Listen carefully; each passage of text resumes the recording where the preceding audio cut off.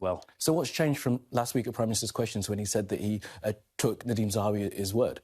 Well, I think there have been some more information came out over the weekend. Some of that was put into the public domain by Nadhim Zahawi himself. I think as a result of that information, the Prime Minister has concluded there are questions that need to be answered. They need to be investigated properly.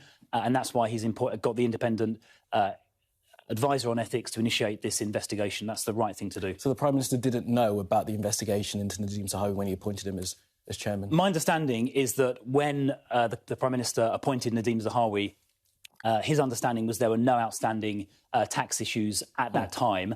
And I don't think, my understanding is that he wasn't aware of the discussions that had taken place previously. Clearly, over the weekend, further things were disclosed publicly, which has led the Prime Minister to appoint the independent ethics advisor to investigate, and that is exactly the right thing to do. It shows that the Prime Minister is acting exactly as he said he would to maintain ethics and standards in public life. Was he aware of the penalty that had been levied against Mr Zahawi?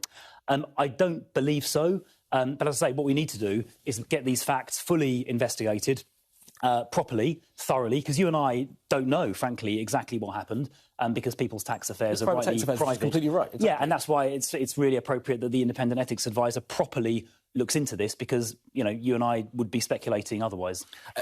But when Rishi Sunak comes into office promising accountability, integrity and professionalism, with this latest scandal, with the situation around Boris Johnson and Richard Sharp, with the sacking of Gavin Williamson, with the Deputy Prime Minister under investigation, I mean, which part of those three words are actually being lived up to by this government? Well, I think, actually, in the way you've described that, you've sort of answered your own question, because, Gavin Williamson is no longer a minister in government. Where accusations were made against Dominic Raab in relation to bullying and in relation to Nadhim Zahawi about tax, Rishi Sunak, as Prime Minister, has acted quickly and decisively to set up an independent investigation. So he's done exactly what you would expect somebody to do who is committed to maintaining high standards in public life. And I think your sort of question acknowledged that, right? He's done what you would want him to do.